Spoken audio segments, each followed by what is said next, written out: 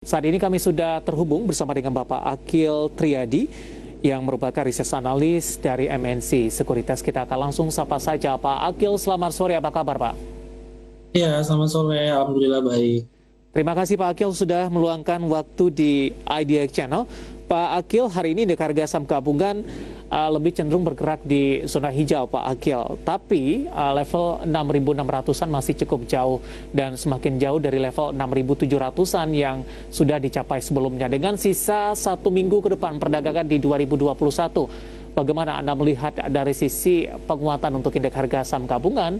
Dan lagi-lagi saya menanyakan ini peluang dari window dressing dengan sisa waktu yang ada di 2021 ini.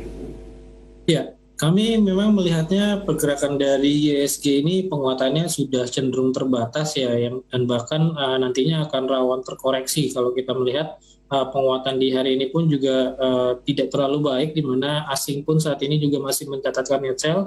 Selama sepekan terakhir ini asing bahkan sudah melebihi dari 1 triliun untuk net sell-nya.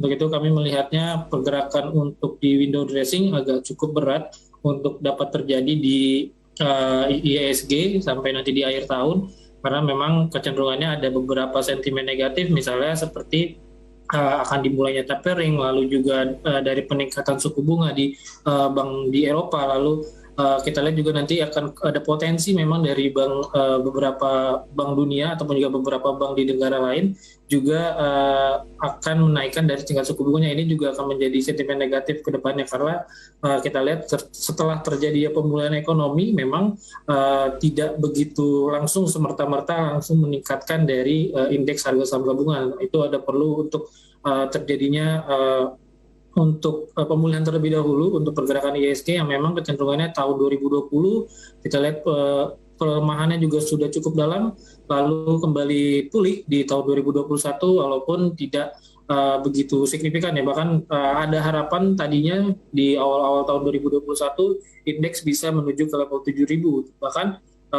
sudah banyak sekali yang cukup optimis, namun kami juga tetap memperkirakan dari awal tahun pergerakan IHSG untuk mencapai ke level 7.000 itu agak cukup berat, sehingga memang di akhir tahun kami memperkirakan IHSG masih berpotensi ada di kisaran level 6.400 sampai level 6.800, kisaran dari pergerakan dari IHSG sampai di akhir tahun nanti, seperti itu. Baik, ini targetnya ada revisi atau memang sudah diproyeksikan sebelumnya Pak Akil dari MNC Sekuritas? Kalau dari MNC Sekuritas kami tidak pernah merevisi ya dari target IHSG kami sampai di akhir tahun. Ini sudah dicanangkan dari awal tahun di Januari.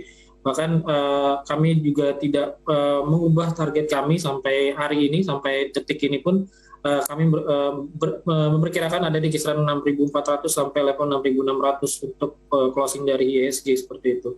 Baik, Pak Akil, tadi Anda katakan masih ada potensi indeks harga saham gabungan untuk kembali mengalami pelemahan.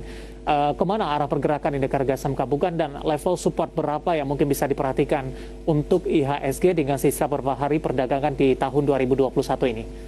Ya, yang memang perlu diperhatikan sampai nanti akhir tahun ini adalah level support penting yang dicermati adalah di 6.480. Nah, kalau level tersebut saja nanti sudah mampu tertembus ya, atau bahkan sebelum akhir tahun, ini akan ada peluang IHSG rawan nantinya untuk kembali menuju ke level 6.400 ya dari pergerakan IHSG. Dan kalaupun tertahan di level 6.480-nya tidak tertembus, kami perkirakan pergerakan IHSG pun terjadi penguatan agak cukup terbatas, paling tidak nantinya IHSG kembali menuju ke 6.580 terlebih dahulu, atau bahkan base case-nya nanti ke level 6.680 untuk pergerakan IHSG. Jadi pergerakannya akan cukup terbatas sampai nanti di akhir tahun. Baik, Pak Akil, bagaimana Anda melihat sikap dari fund-fund besar ini, Pak, yang biasanya mempercantik portofolio mereka di akhir tahun ini? Apa yang menjadi salah satu kendala ataupun mungkin menjadi salah satu pertimbangan? Apakah dari sisi sentimen global tadi yang belum memberikan kepastian sampai sejauh ini? Atau mungkin ada aspek lain, Pak? Ya, memang kalau kita lihat dari perdagangan beberapa waktu belakangan ini di bulan Desember terutama, ini disebabkan oleh adanya varian baru Omicron ya, yang beberapa waktu belakangan sempat menimbulkan kekhawatiran pasar maupun di global ataupun juga di Indonesia yang baru saja sudah mulai masuk ya dari varian COVID Omicron. Walaupun sudah diberitakan bahwa Omicron ini tidak seberbahaya dari varian sebelumnya seperti varian Delta, sehingga memang dampaknya itu tidak begitu signifikan terhadap beberapa varian sebelumnya. Misalnya kita lihat pada awal kuartal pertama atau kuartal kedua tahun 2021 itu kita lihat agak cukup terdepresiasi ya pergerakan dari sendiri, karena memang itu menjadi kekhawatiran pasar, dan pemberlakuan PPKM ataupun juga PPKM darurat itu juga menyebabkan indeks turun juga cukup dalam pada awal-awal tahun. Dan kita lihat PPKM juga sekarang sudah mulai dilonggarkan begitu, namun belum cukup kuat untuk melihat bagaimana proyeksi ekonomi yang juga akan cukup bertumbuh ya dari di Indonesia sendiri, karena kita lihat memang dari beberapa sentimen seperti misalnya tadi suku bunga, lalu juga adanya mulai tapering, itu akan cukup memperhambat dari pergerakan di perekonomian sendiri, seperti itu. Baik, Pak Akil, kondisi ini juga akan mempengaruhi tidak Pak untuk proyeksi dari Santa Claus Rally, kemudian juga January Effect nantinya? Ya, untuk Santa Claus Rally juga akan cukup berdampak ya, di mana biasanya kan kalau kita harapannya di akhir tahun akan ada peluang untuk penguatan, apalagi di bulan Desember ini, dan akan berlanjut nanti di bulan Januari. Dan untuk memang best case skenario-nya dari kami, itu memang akan ada peluang penguatan walaupun agak cenderung terbatas, apalagi kalau pergerakan IHSG tidak mampu kembali break ke atas level 6.700-nya. Ini bahkan pergerakan IHSG akan cenderung lebih ke sideways ya, sampai pun nanti di bulan Januari. Pun terjadi penguatan, kami melihat penguatannya paling tidak ke level 6.700 terdekatnya. Baik, ada memang perlu dijaga level support di 6.480 untuk pergerakan IHSG. Pak Akil, kita beralih ke sektoral Pak. Kebetulan tim redaksi kami berupaya untuk mereview beberapa sektor yang ada di Bursa Efek Indonesia. Ini menyangkut di akhir tahun 2021 dan proyeksi di 2022 mendatang. Dan untuk kali ini kita akan mencoba membahas dari sektor kesehatan yang juga di tahun 2021 ini sudah mengalami penguatan yang cukup signifikan. Bagaimana review dari Anda untuk sektor kesehatan di 2021 dan mungkin proyeksi di tahun 2022 mendatang dengan perkembangan yang ada sampai sejauh ini?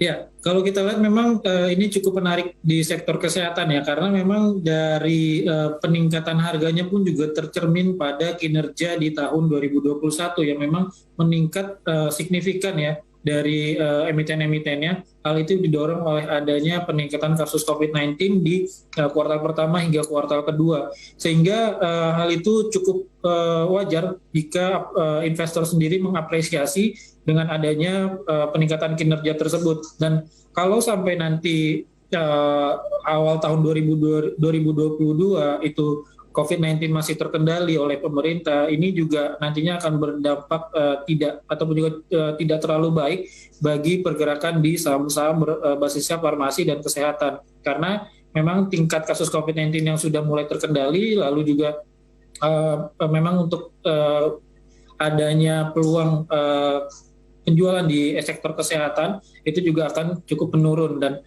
walaupun kami melihatnya ini juga masih ada peluang untuk terjadi penguatan dari kinerja, hal itu didorong oleh adanya kesadaran dari masyarakat untuk adanya kesehatan, misalnya seperti pembelian dari vitamin ataupun juga untuk daya tahan tubuh. Itu juga kami melihatnya kesadaran masyarakat akan kesehatan itu akan meningkat nanti di tahun 2022. Jadi sentimennya yang akan mendorong adalah yang perlu cermati bagaimana kasus COVID-19 di Indonesia, apakah memang akan kembali meningkat atau cukup terkendali oleh pemerintah. Dan berikut yang kedua adalah bagaimana tingkat kesadaran masyarakat terhadap kesehatan tubuhnya, seperti itu.